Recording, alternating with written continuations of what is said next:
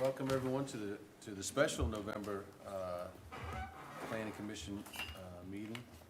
I'd like to thank everybody that's in attendance. Thank all the members that are able to come on this almost holiday week. So,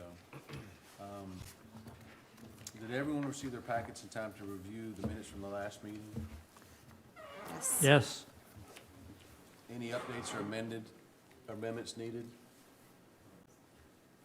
With No. that said, I'd like to place a motion to accept the minutes as presented. All in favor? Aye. Aye.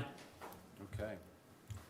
Mr. Barnes, we have no public presentations tonight, but we do have item number 4, a public hearing for the termination of substantial, I don't have any glasses on, conformance with the comprehensive plan from Sandar Solar LLC. Thank you. Yes. Nancy Haney Fisher, care of Hexagon Energy. Yes, sir. Thank you, Mr. Chairman, and thank you all for coming out on a holiday weeknight. I appreciate that. I know it's a little unusual, but I appreciate y'all being here, and I was really surprised to have so many of you. I was thinking we would just squeeze out a quorum, but I appreciate it a whole lot. Yeah.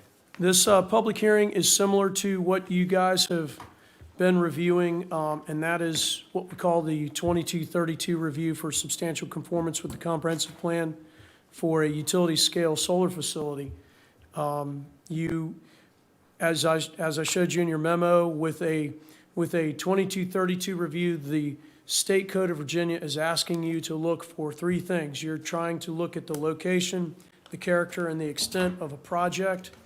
And in this case, it's a solar facility, but if it was a natural gas facility, a rail line, any other kind of major, the code calls them major map features.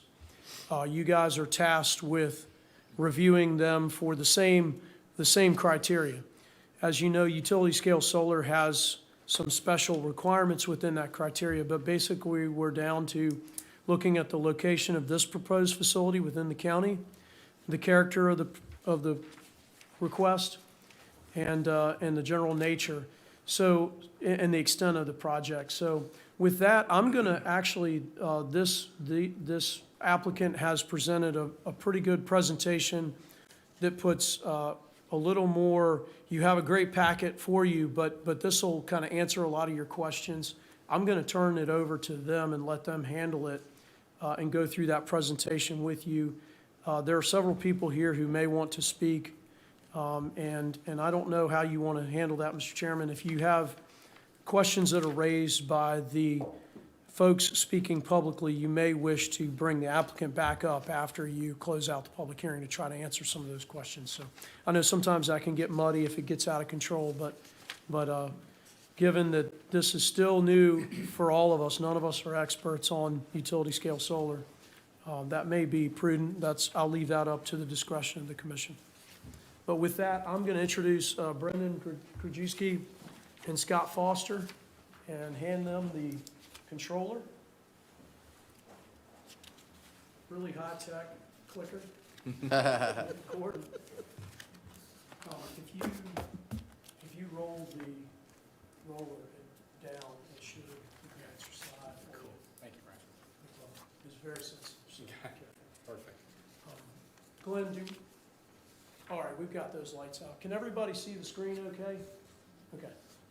Before we start, could I just ask you to state your name and spell the last name for me, please? Yes, my name is Brendan Grajewski, Grajeweski. I'm Buzz Becker's colleague, so I'll be filling in for him this evening. Thank you. I could have spelled that any number of ways. My apologies. I just want to make, that's, want to make And sure. I mispronounced it, I'm sorry. no, you're all good. I actually pronounced it the same way. Well, good evening, Mr. Chair and members of the Planning Commission. I appreciate you guys for holding this special hearing, especially on the holiday week. My name is, again, Brendan Grajewski. I'm a development manager at Hexagon Energy, and I'll be filling in for Buzz Becker this evening. I'm joined here by Scott Foster with the Gentry Locke Law Firm out of Richmond. And before I begin talking about our small-scale solar project, Sandale Solar, I'm going to talk a little bit about who we are at Hexagon. Okay, got the wheel going. So we are a privately and independently owned Charlottesville-based renewable energy developer. We're focused on working closely with our partners and localities to provide clean energy access to the greater community. And we're first and foremost a Virginia business. When Hexagon was founded in 2015, Matt Hansman and Drew Price really envisioned us as being resources and allies to the counties that we try and work in, and especially in the Commonwealth here. And I hope that over the next few slides and introducing our project, we can hopefully provide that resource to you guys. And I want you guys to know we are available at any time to talk further about the concepts that we'll talk about tonight. So tonight, I'm going to hit on three real main keys.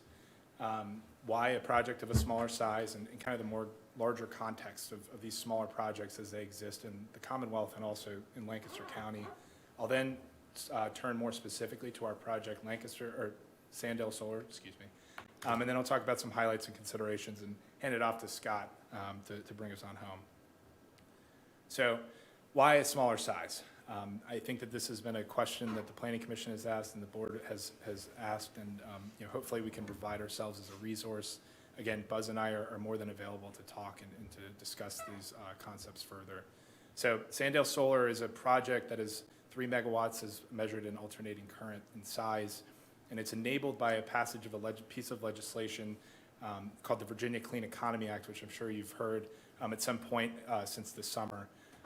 This piece puts Virginia on a pathway to source 100% of its energy through carbon-free sources by 2050. And the finer points of that are that it sets annual target goals for utilities like Dominion Energy to claim the power from projects of up to 3 megawatts. So therefore, it creates this carve-out as we progress toward carbon-free energy of having a mix of these smaller scale projects.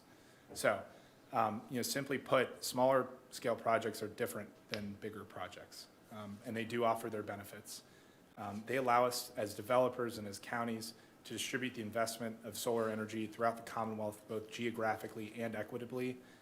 Especially with these small scale projects, we're able to partner with landowners that may not normally be considered when trying to site these larger projects. Next, the small footprints minimize impacts. I think you'll see in the next couple of slides that we're only proposing to take up a portion of Nancy Fisher's 58-acre property. And finally, small projects have short construction periods. If this project is approved, we're expecting approximately a 2 to 3 month construction timeline. So it's a very quick turnaround to get us to that quiet neighbor operations phase that we will uphold to.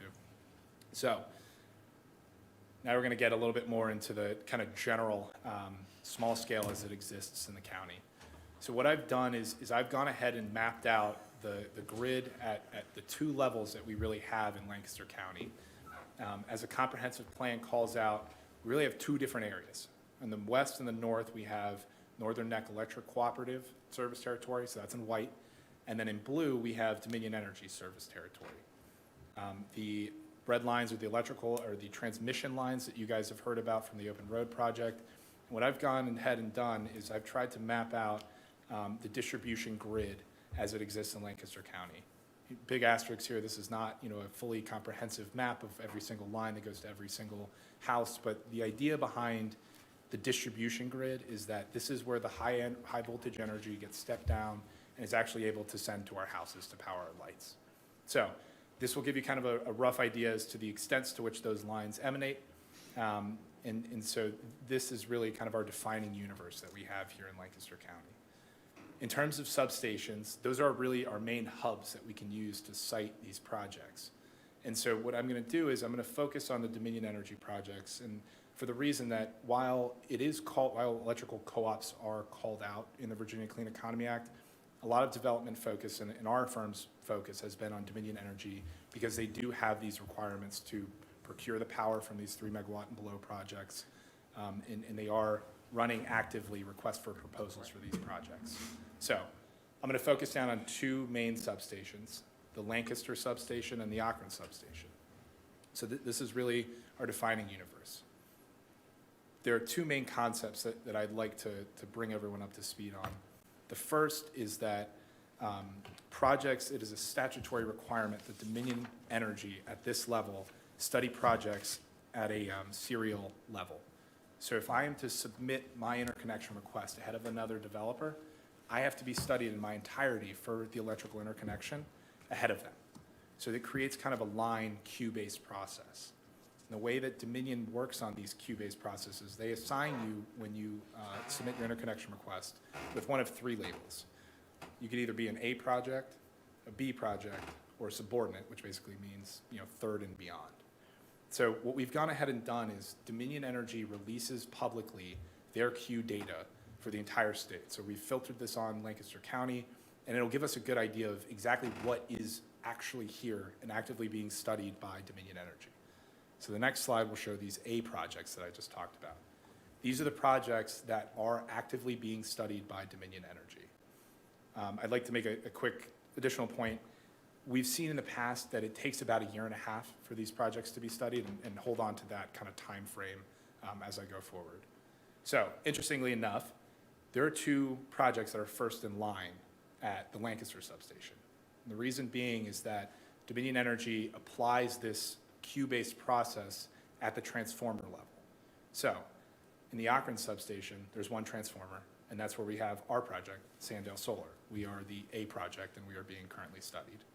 Lancaster, the Lancaster substation, has 3 transformers. So therefore, there are 3 opportunities to be considered first in line. That depends on where you submit your interconnection request to and the lines that emanate certain different transformers. So that's why you see those 2 projects.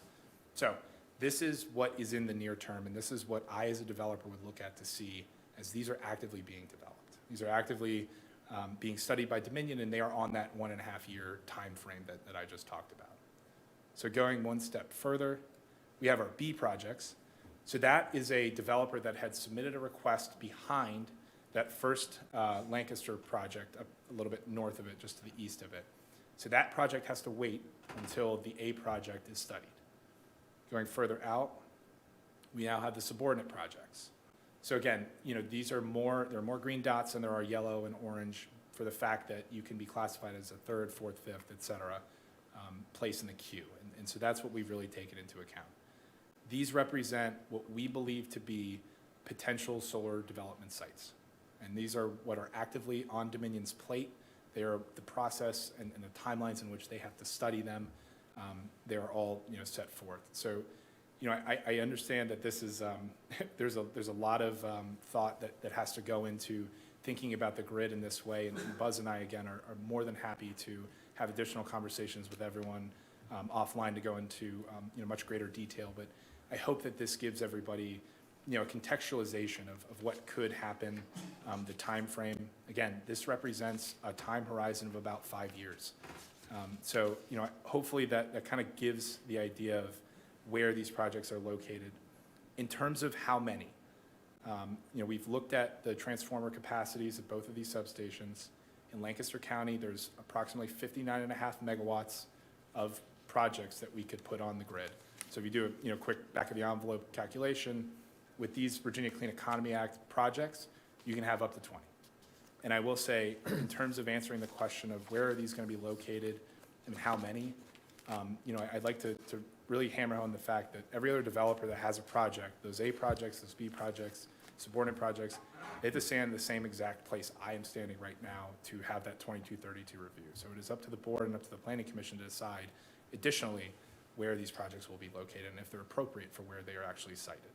So there's 20 that can go on to the electrical distribution lines. How many can go on to the transmission lines? That is a whole separate, thought that I'm not particularly well versed in. I believe that with the Open Road project, it would be just that Open Road project. So this is the fact that these small projects can exist. They do not necessarily impact the transmission grid level.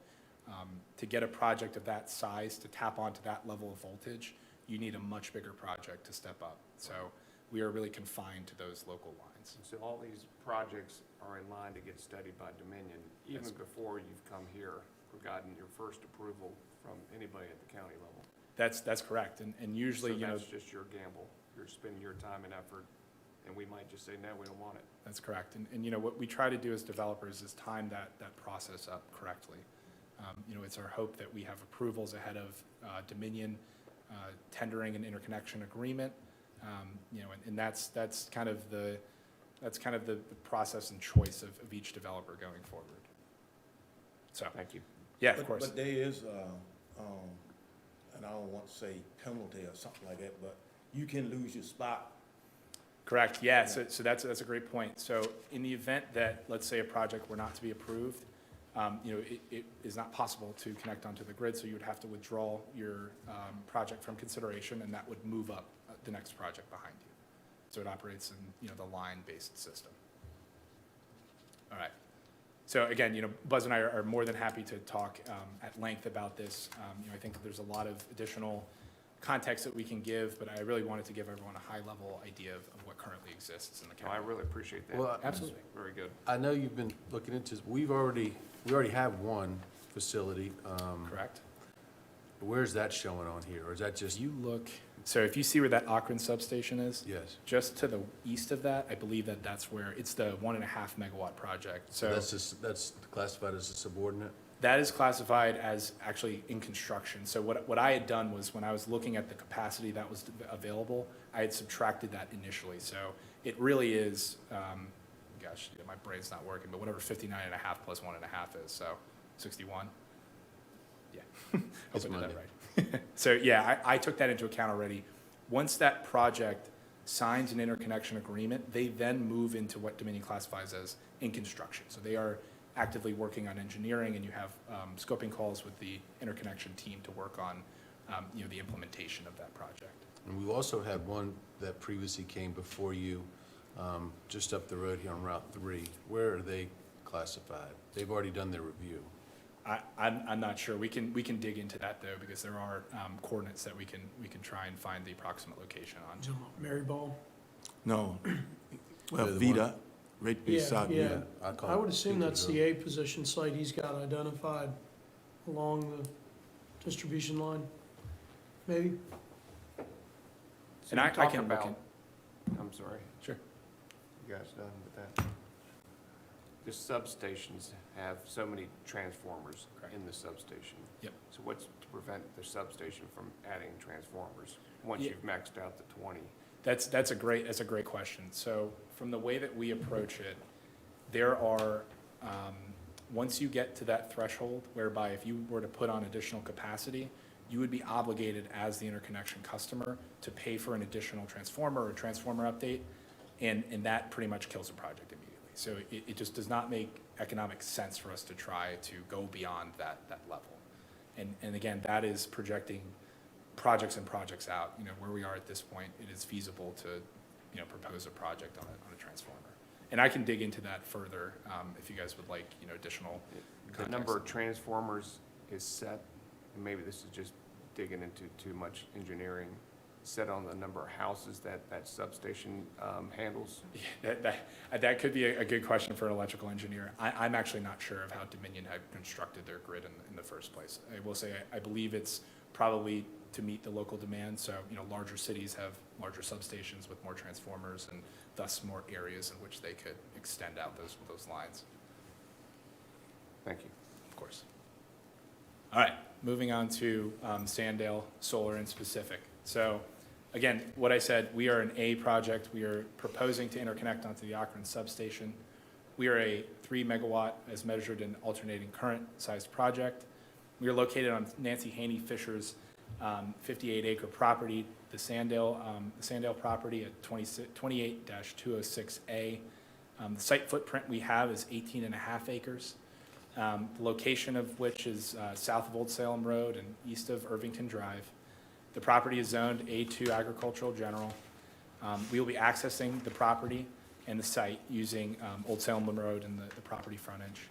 And the character of this property, and hopefully what we can have presenting to you guys tonight, is that this is going to be consistent with the character of the area.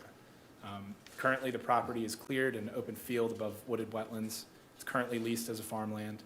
And the surrounding properties are a mix of small farmlands, residences, and commercial industrial uses. Talking about a little bit about the project extent, you can see over here our project site plan. It was really our intention to try and tuck away this project such that once it becomes a quiet neighbor, it really it does blend in with the local area.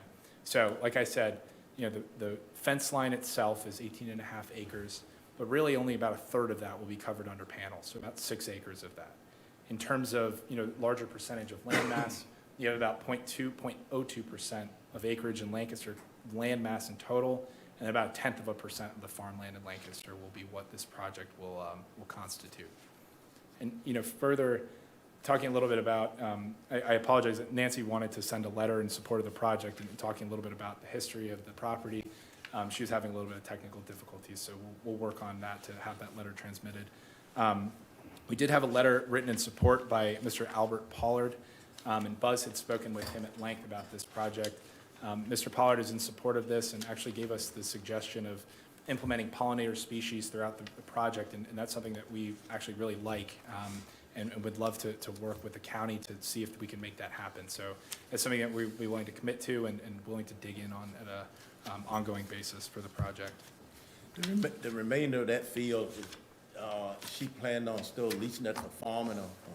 That's what I'm thinking at this point. The way that we've always talked with Nancy is that, we're gonna impact what we need to impact, and then it's up to you to figure out what you want to use the rest of that property as. That's a question I had. So for the Thanksgiving football fans out there, I've provided a little bit further of a visualization here. In terms of setback, this is pretty generously set back from the property lines. From the east, we have about 3 football fields worth, or 900 feet set back to the project fence line. And then further from the north, we have about 1 football field, or 300-foot setback. That's going to be coupled with the vegetative buffer plan that we've provided. We were fully committed to being Lancaster County zoning ordinance compliant. What Brian and Buzz had worked on was a 4-row deep vegetative screening plan with an alternation of evergreen shrubs and evergreen shrubs and trees, and we're fully committed to that. The intention is that this would obscure the project from local passersby and really maintain that rural character of the property going forward.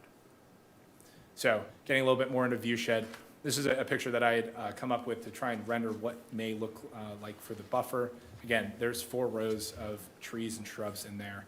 And as you can see, it looks pretty innocuous at a farther distance back. We're about 300 feet at this point. Again, we're going to retain the trees, and the trees are going to be retained from the south and the east of the property. And we're really about an average of 800 feet from the fence line to the neighboring residences. Again, over 2/3 of the property is going to be proposed to remain in the current form and use. So Nancy really has the ability to use that property in farming or whatever she wishes to going forward. Other high-level items that we get as common questions for solar projects is sound. Simply put, this project's going to be inaudible at the property line. The way that we can think about sound as generated from a solar project, and especially the ones at this size, there are really 1 to 2 main pieces of a solar farm that make noise. Those are the transformers and the inverters, and those transformers operate very similarly in sound levels to an outdoor AC unit. I think all of us at some point in our life have seen one of those. They emit less than 30 decibels at 50 foot in distance, and so when you're talking about something that is screened from 40 feet of vegetation, in addition to being 300 plus feet set back, this really is going to be inaudible at the property line. And further, I'd like to remind everyone, in the Lancaster County ordinance, they have additional safeguards beyond the operations phase to put limits of hours on construction during the construction phase, and further, and to make us compliant, limits on noise level at the property boundaries as well. So it really is our intention to have this project be a quiet neighbor during construction, and then also when we go into the operations phase. Next, we have project retirement. I believe that you all have talked about the term decommissioning. That is the industry term that we use to basically say picking up and moving on. That's exactly the same intent we have with this project. All equipment's going to be removed at the end of the life cycle of this project. We're projecting it to last approximately 35 years. The way that we would provide that assurance is through a decommissioning surety. This is going to be posted prior to construction.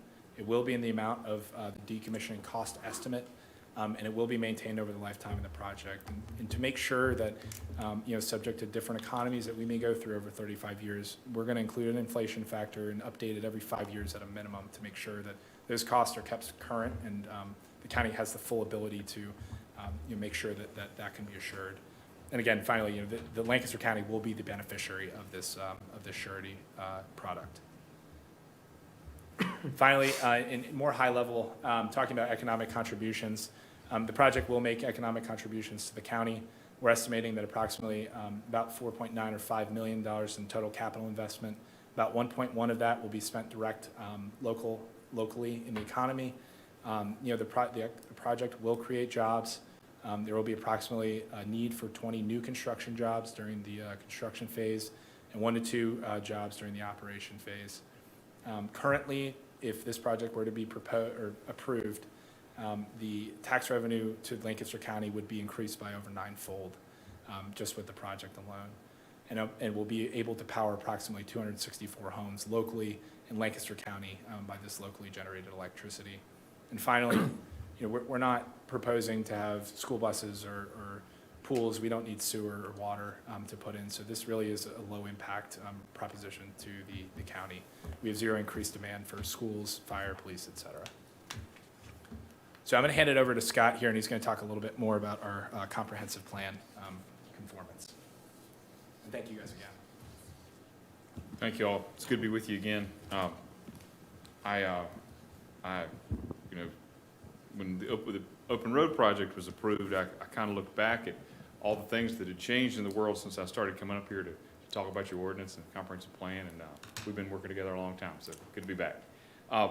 As Brian talked about, your all's task tonight is to evaluate the location, character, and extent of this project, and to determine whether those 3 items are in conformity with your comprehensive plan that you all have been working on. As to location, as Brendan pointed out, I mean, it's located along the distribution line, which is a requirement, but it's also within a planned growth area, which you guys have allocated as investments in new or improvements to public infrastructure, and this is an area where that is to be concentrated. As to its location on the site, I think this project is distinct from a lot of other smaller projects we're working on, in that it's set in the far back corner of the site. Given its location and the flat topography there, this project will, once the landscaping is mature, will not be seen. I think you all have all probably driven past the Hubbard project that you can see off of 3. That one where the road is up a little bit out of the ground, you kind of see it down over the hill. This one with flat topography, the landscape buffer will really help hide the project. And as Brendan noted, once you hide a solar project, it's a pretty good neighbor, both to residential development and agriculture. One of the themes that you all strike in your comprehensive plan is the effect of continued development on the ability of folks to farm. So the solar facility is not going to complain when there's dust, they're not going to complain when there's odors, and they're not going to complain when there's noise. And not only that, they produce none of those features which might offend an adjacent residence or commercial use. So, when well buffered, solar is a good neighbor. Continuing on the character theme, we discussed at length when you all adopted your ordinance the impact on water, both groundwater and stormwater of solar. As you all are noting, this will take about 18 acres of agricultural land out of production for a period of about 35 to 40 years. During that time, will be a marked decrease in the amount of pesticides and herbicides and fertilizer put on that 18 acres. It'll be essentially sodded over, and then pollinators be planted. So net positive effect to groundwater once the area is established in vegetation. And then second, as a condition, which has been proposed by Hexagon, extensive stormwater planning will be completed to Brian's satisfaction and the rest of county staff satisfaction prior to final site plan approval. That's been an issue for solar development in other jurisdictions, and that is a condition, would be a condition of this approval by the Board of Supervisors. Last, as to character, one of the other themes in your all's comprehensive plan is the concern about continued proliferation of residential and commercial development and its impact on the rural way of life. The way we look at solar is this is holding land in trust for a period of 35 to 40 years. So at the end of this project's lifetime, this project will be decommissioned, and that land remains there to either go back in agriculture or some other use. It's kind of a way to preserve the land for future development, but allow for a very productive use in the meantime. I don't know of many other land uses that have that quality. You know, continued residential and commercial development, that's kind of a one-way trip. You know, there's the odds of that coming back to that undeveloped state are limited. Now, as for extent, I mean, you all followed the project that was approved last month, the Open Road project. This is so small in comparison, and it is of a size and scale that's befitting this area of the county along you know, Route 200 and the side road. It fits the lot. It's placed in the right corner of the lot. And, you know, as is in the application package, the landscaping plan is comprehensive. It meets the very detailed landscaping requirements as you all worked so hard on during your ordinance. You know, the 4-row buffer, I refer back to the Lancaster County triage of solar vegetative buffer all the time in my work across the state, where there is no buffer, you establish 4 rows, and where you're a certain distance from a home, you can allow natural regenerated buffer, and then where existing vegetation exists, you maintain it. That's as good as anybody has, and this project complies. Brendan alluded to it at the beginning. I know you all are concerned, and Ty, I remember when we first started talking about this, you were concerned about the proliferation of smaller projects.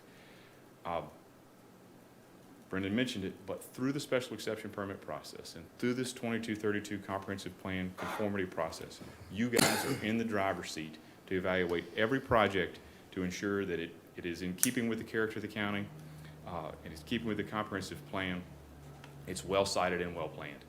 That's the purpose of this process. So I think you should feel empowered to make good judgments on projects moving forward.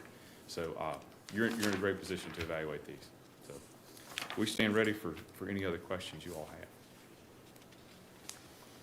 have. First off, I'd like to say it's nice to see your face, because it's the first time you've been able to present, I That's- believe. I know, and I without a can mask breathe when I on. talk to you. Yeah.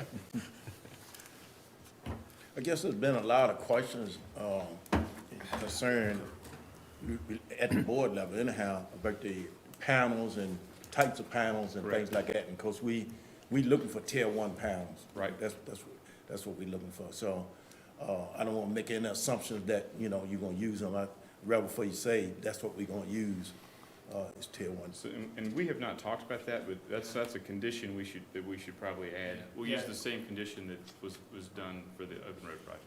Yeah, that's correct. You know, we wrote in our project application, we're committed to using tier 1 panels, so absolutely, we can write that in. And I think there was 2 parts of that. There was both a tier 1 panel and there was a disposal condition. So Yeah. we'll be sure that that's in there before it comes to Yeah. the board. And I did do my homework beforehand, but is this the same parcel, Ms. Fisher's parcel's got the cell phone antenna on it? No. No. Uh-uh. I don't, the, What is that right there behind? Is that RWC's access to a septic That's treatment the septic plant? yes, system. Okay, yep, Yeah. okay, yep. that's the a gate there. septic Yeah, treatment and plant. it's actually a buffer between that road and this field. It's a wooded buffer. That's what I was thinking of Yeah. then, okay. Yeah, and that wooded buffer would be one side of this thing here, this picture. Have we heard anything from your neighbors? Because they're pretty important tax bases to the county themselves. Yeah, absolutely.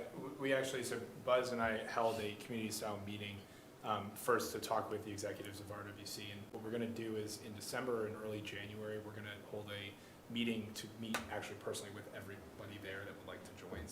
So far it has been information collecting, and we've been trying to just say, hey, we're here.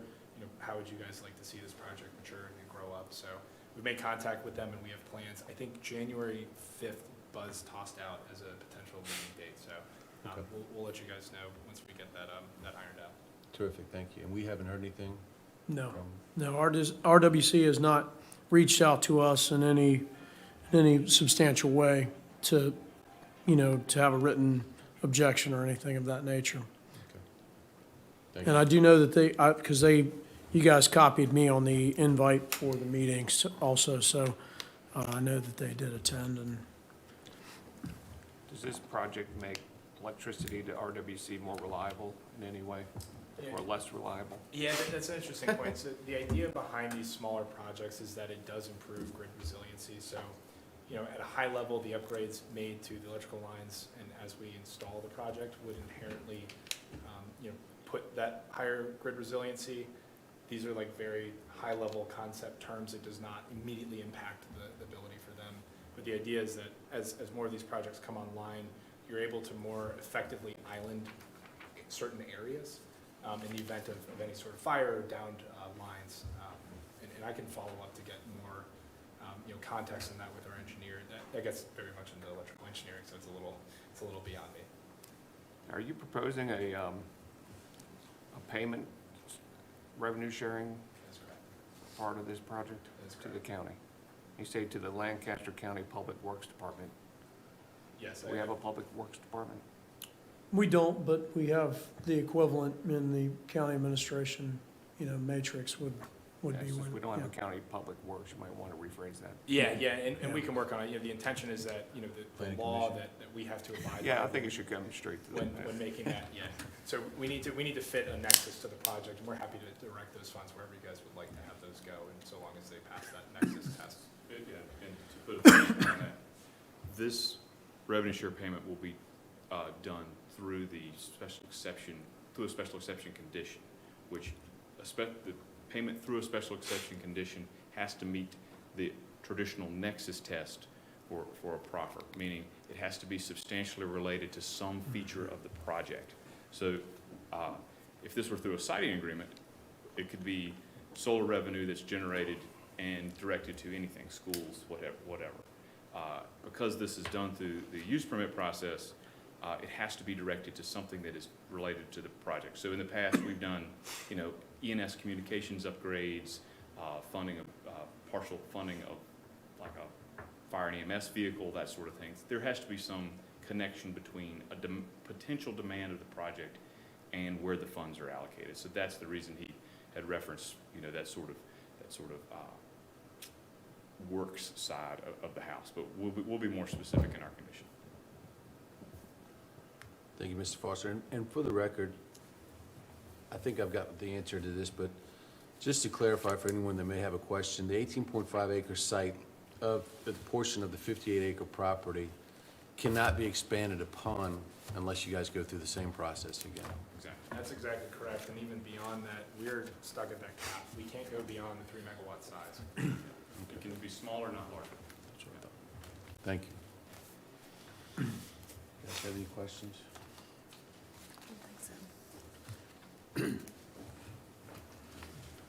No? Steve? Tom? You good? Thank you, gentlemen. Thank you. Very good presentation. Thank you, appreciate it.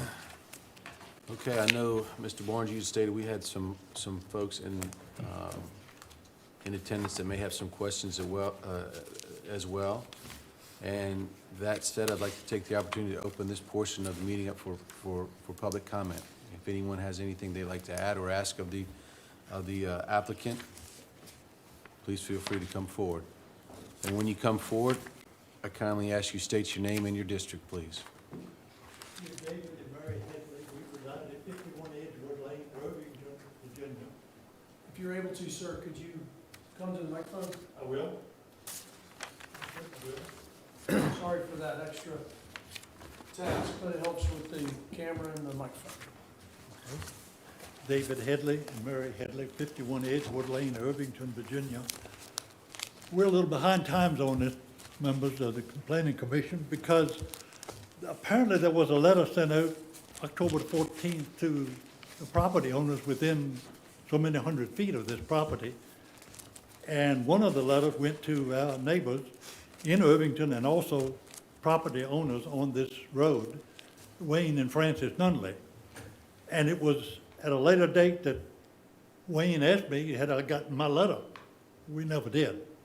We never got anything for it. We owned right across the road, right here, these, that much of the land, the two parcels approximately 10 acres.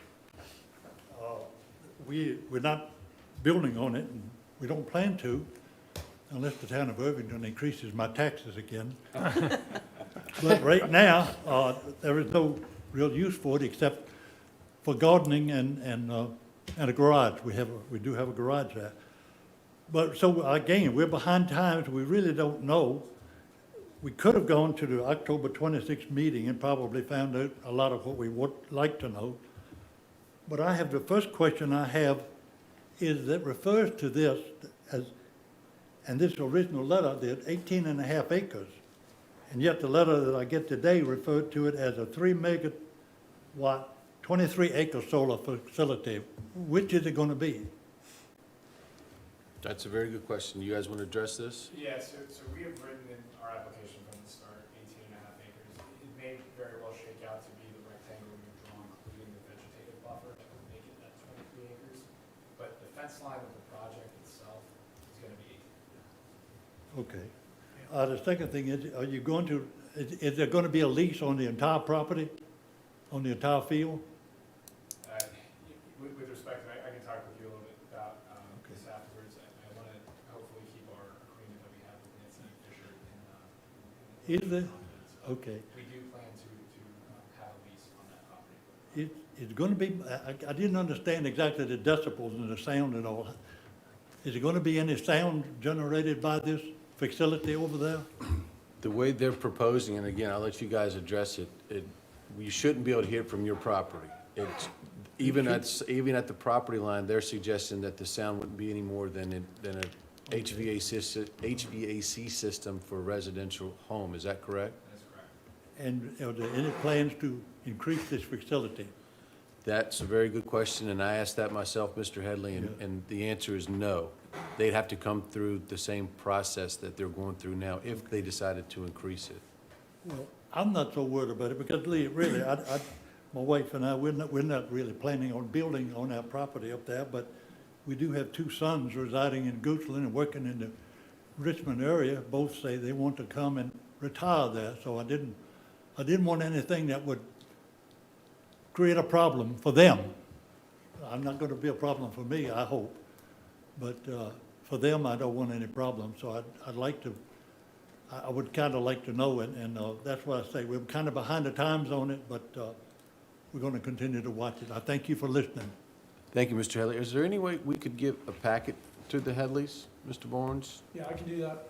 If that would I just help, you wanna- guys could sort of read what we have, that they've proposed, and all the specifics. There's an informational packet provided by the Hexagon Group, yeah. Yeah, and he's on our APO list. I think the mailing he's referring to that he didn't get was when the company reached out first. And then our mailing came later. It did go to where the tax bills go. Okay. I send out batches of these every week for various boards and commissions, And we check tax records, and I usually talk to Beth Cornwell over in the tax office and make sure I've got it roughly correct, but with a lot of property that's been transferred in the last year, occasionally they misfire, but trying to hit the whole neighborhood, and I even reach out a little to the side, usually gets the word of mouth going enough to where we get notice out there to folks, and perfect. and I can make sure that he gets a packet from us. Thank you, Mr. Barnes. I would be more than happy to meet with you guys and answer all those questions. I apologize for that letter not. The other thing I did want to cover, the reason that I advertised for 23 acres is because that's on the application as the area impacted. And then I also have started to advertise the lease area as well, just to cover the bases. If we advertise for 23 acres and you have a hearing and all they're asking for is 18.5, we're okay. If I advertise for 18.5 and they're asking for 23, we've got a problem. So just want to make sure that that's known, I advertise what's on the application on that front, just to make sure it's more than what they may end up needing. Perfect. Thank you very much, Mr. Barnes. And I want to thank you, Mr. and Ms. Headley, for coming up here and let you know you're not in the rears, you're at the front. This is the start of the process, quite frankly, so you're not behind the times at all. Yes, ma'am. Thank you, John. My name is Donna Anderson. I am representing Parker, Leah Ray Parker. And if you look at the PowerPoint up here or over here, you see the purple dot. Yes. That's generally where she is. And she is the closest home to the property, to looking at that property.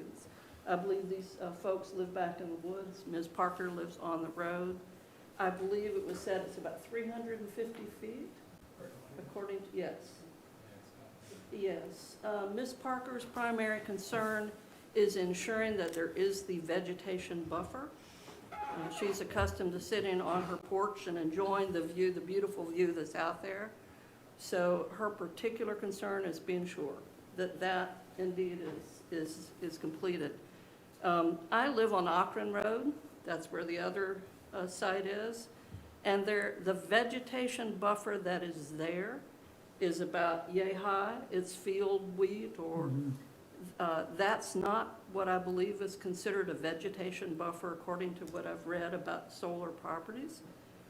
So please understand that's why she's concerned, because she's also heard that too. She wants to be sure that if indeed the commitment's made, and Buzz said, he assured us that there would be the trees, the bushes, and indeed a real buffer.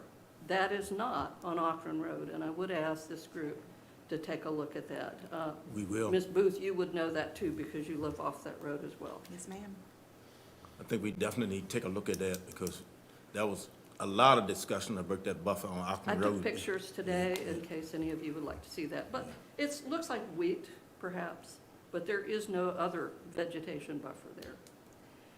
The other thing I would just like to suggest is that if you are approved and you are doing the construction, and you said about 2 or 3 months worth of construction, Ms. Parker lives right at that curve. It's very dangerous pulling out of that area. I do it every day, checking on her. She's an elderly resident. So I would just suggest be very cautious where you put your entry areas for any kind of construction there, or there will be accidents. That's, I believe, all that I have. I'm glad you brought that up, because usually that is discussed, Brian, that, you know, where they're gonna go in and out, and that wasn't detailed on here. Yeah, and I can talk a little bit about that. So what Buzz had identified is that we would be coming in from the west, so we'd be avoiding that curve and coming over by RWC. Yeah, they do have a haul route on there. And I do want to say something real quick about that. She brings up a good point. Recently, there was a major, I'll use the technical term, kerfluffle in Orange County about this exact thing, where the Board of Supervisors had approved a solar farm in Orange County, and they made a condition of their special exception, the haul route, because this was a 1,000+ acre site, and they were supposed to, the trucks were supposed to go and come from a certain area and avoid the wilderness. I don't know if y'all have been I through know, Wilderness yeah, Battlefield. yeah. They're supposed to avoid some of those, because some of those roads are macadam. They're very thin pitch and tar over top of a base. Well, the company started this summer using the haul route that they wanted to, and not the haul route that was agreed to. And Orange County has, I don't know if it's gone to court, but they've been able to get them back into going back where they're supposed to. So it gets a little sticky, the haul routes, but I think that's something that's definitely to be considered. And I'm glad that they put that in there. They do have that in their application, that they've thought about that. And you're right, that curve is potentially a problem. Generally, you're going to be coming from the other way anyway, but I think that's within y'all's purview to discuss. That's an impact that adds to the character and extent of the project, and I think that's something to think about. The Akron site was about this big. There wasn't a whole lot of truck activity with the Akron site. They had some deliveries. Sadly, they delivered the wrong panels once, and all of them had to be loaded back up and hauled away. So they got a double delivery on panels. But yeah, that's something to think about for sure. Thank you for your comments. Anyone else have anything they'd like to add?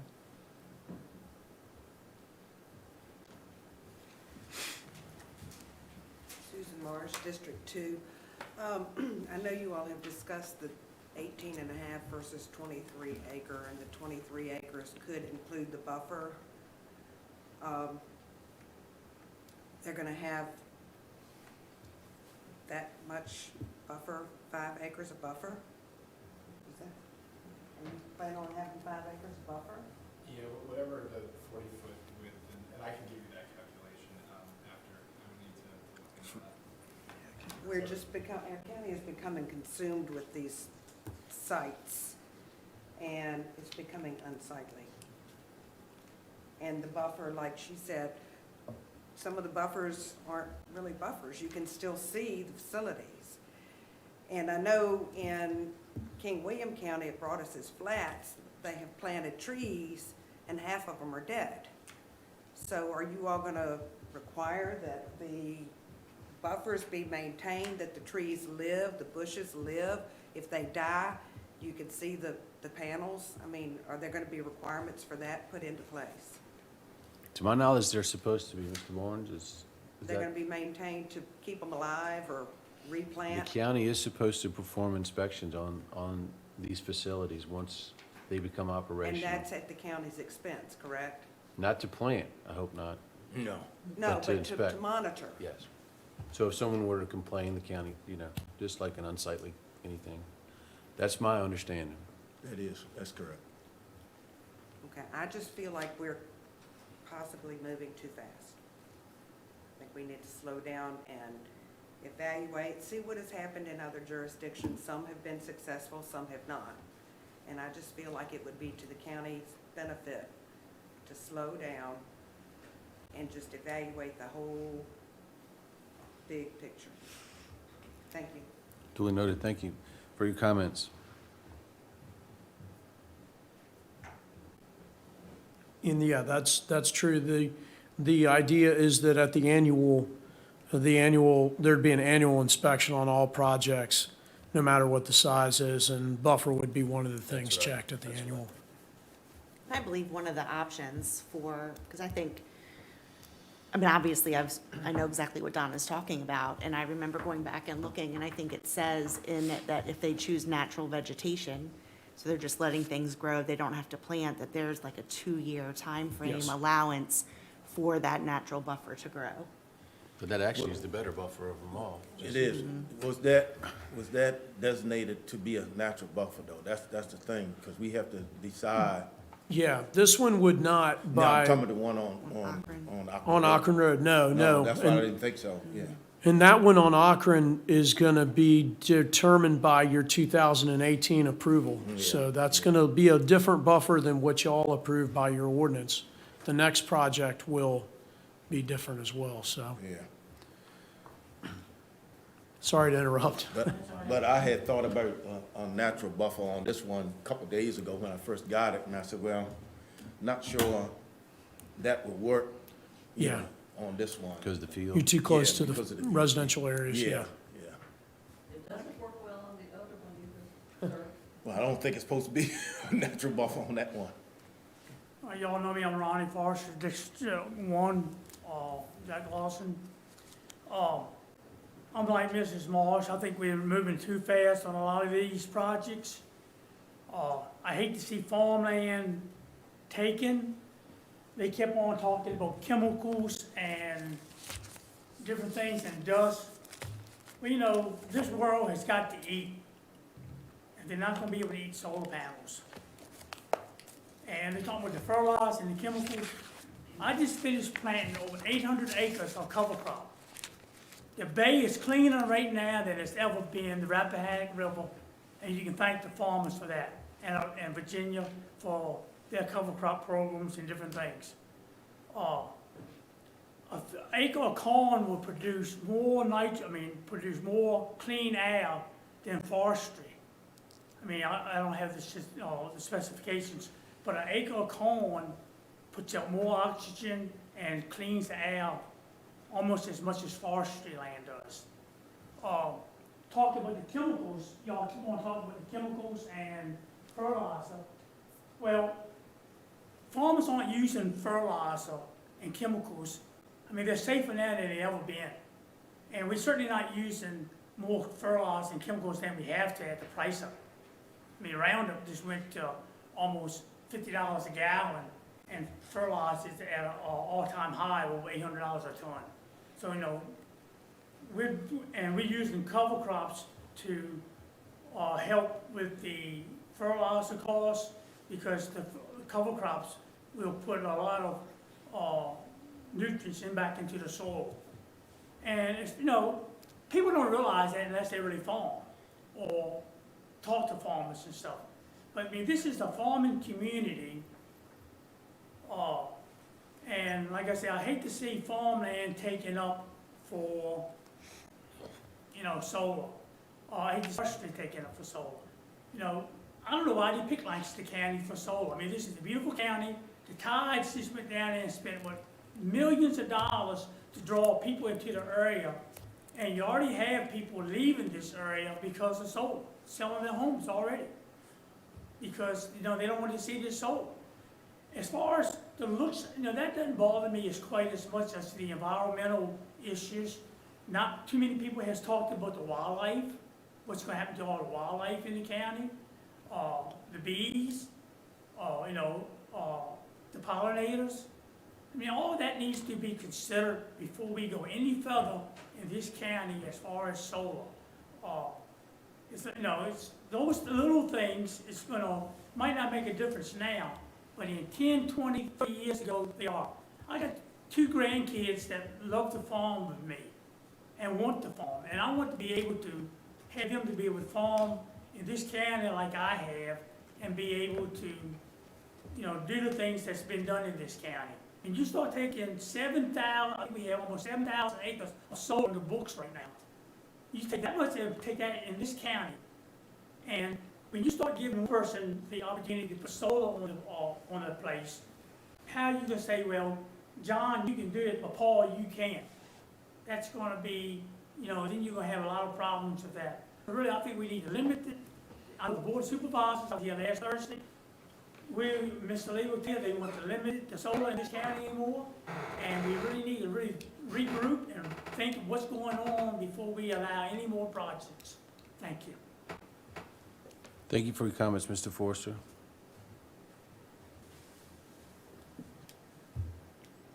Anybody virtually? You may want to, I was gonna, yeah, okay, yeah. Before I do that, is anyone else in attendance that would like to make any comments? I know it kills you, Mr. Barrett, not to come up here.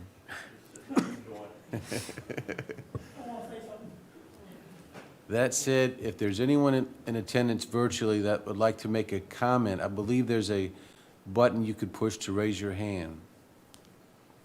Now's the time to do that, please. Again, anyone that's joining us virtually, if you'd like to make a comment, please do so by virtually raising your hand. That's even a thing. Yeah, that's what you do.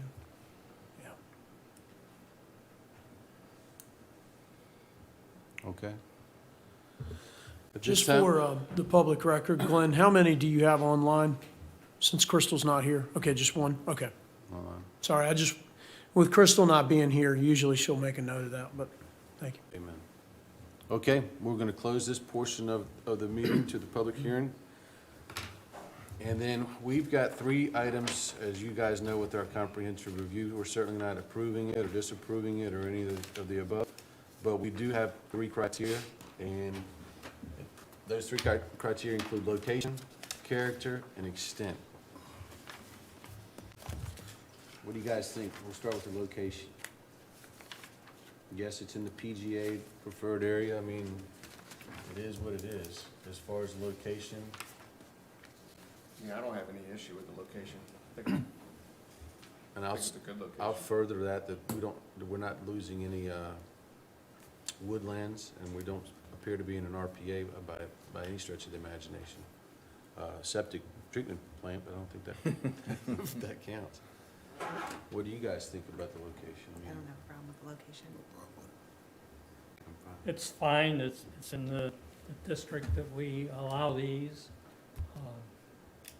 I think they've done a wonderful job hiding this. I think it will be almost invisible. I guess that would maybe apply more to the character of the enterprise. Okay, thank you, Dave. Well said. I mean, it's exactly, when we drafted this ordinance, I mean, smaller, no impact. I mean, it is what it is as far as meeting our criteria. Character, in this case, the character proposal would be an aggregate of its qualities, the general nature, attributes, and general strengths and/or weaknesses. What do you guys think about that? Strengths, I think you pointed out one good one. It's as hidden as you could put a solar project, quite frankly. Minimal impact on a larger parcel. Any weaknesses that are noted, or any additional strengths? It looks to me like they've made an extra effort to try to work with the community and the county on this. I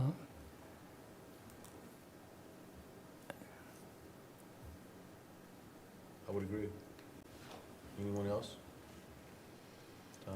No, it looks like a good project to me of what we've laid out in the ordinance and the conditions that they've said in here that they're gonna,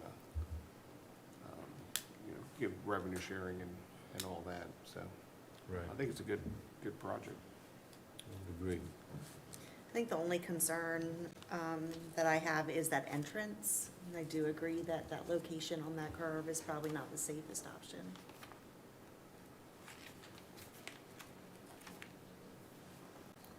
Great point, and we'll have that so that you guys will be able to see that. We can work with you guys on that to make sure that we Well, the one thing about that parcel, you certainly have enough road frontage. The extent, again, I think we've all talked on, the size that's kind of, given the size of the parcel, I mean, I don't think it gets much better Yes. as far as, impact. And I think it's important that the project is what it is, and it really can't be expanded. There's no risk that it's going to get out of hand with the extra acreage. Yeah, and again, it's a solar facility. We haven't heard anything from its neighbor, RWC. I guess, they're looking at it like, as far as neighbors go, the only quieter neighbor you could have is a cemetery, I guess, for heaven's sakes. So I don't think that they've reached any problems with that. I mean, I don't want to kick a dead horse here, but it meets everything we've been sitting there Yes. working on for 2 years. I mean, and more than meets it, in my personal opinion. Would you guys agree? I mean, it's I do. kind of what we've been looking at.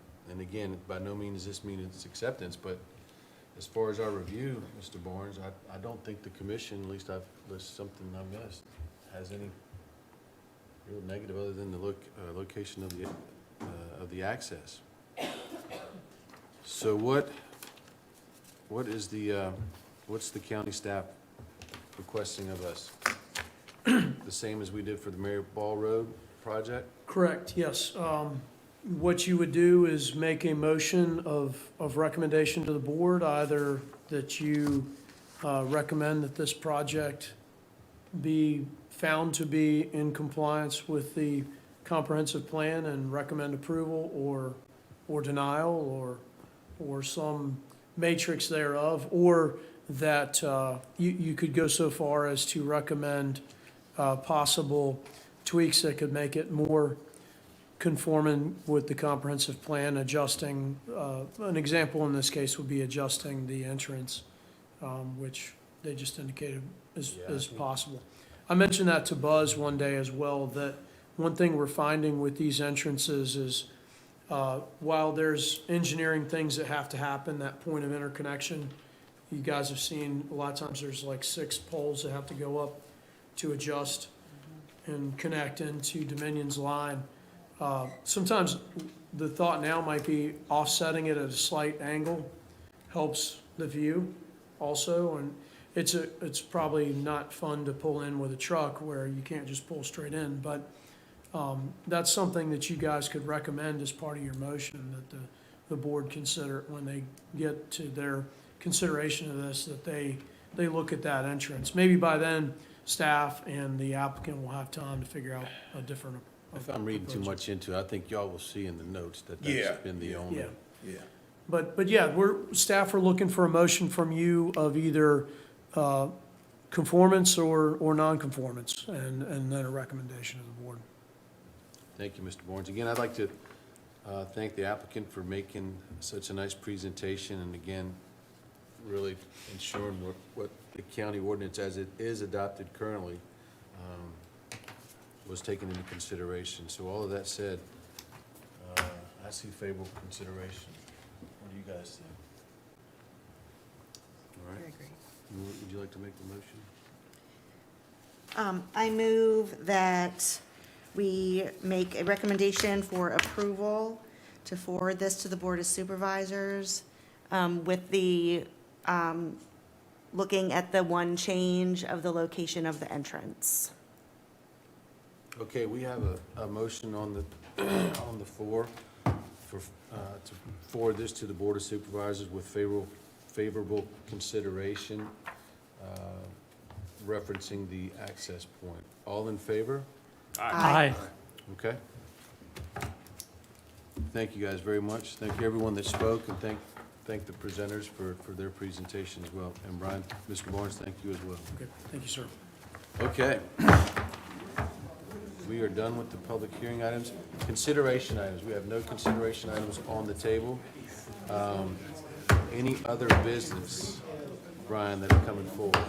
No, I don't have any other business for you tonight, other than the,